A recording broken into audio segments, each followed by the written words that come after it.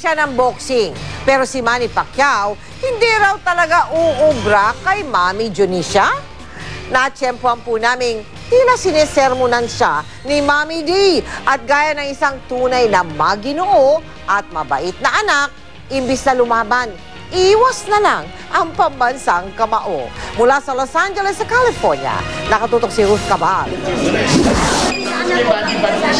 Pagbalik sa mansion ng mga Pacquiao sa LA, sandaling nagbanding ang mag-inang Manny at Junicia. Nanonood noon ng football si Pacman at tinabihan ng ina. Parang pinagsasabihan ni Mami D si Pacman pero ang anak pangiti-ngiti lang. Sinundan pa sa may kitchen pero tila umiiwas si Pacman, masermo na ng ina. Ay, nakitugan mo.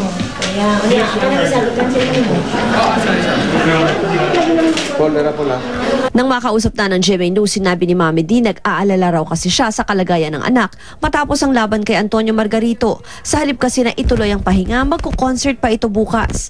Natutuwa naman raw siya at lumabas sa check-up na wala namang seryosong tama ang anak.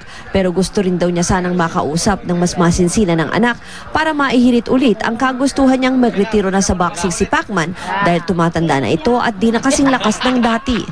Basta mag-usap lang kami kung kagustuhan pa niya, siya ang bahala. Dasal ko lang, sana huminto na siya, sana magretiro na siya.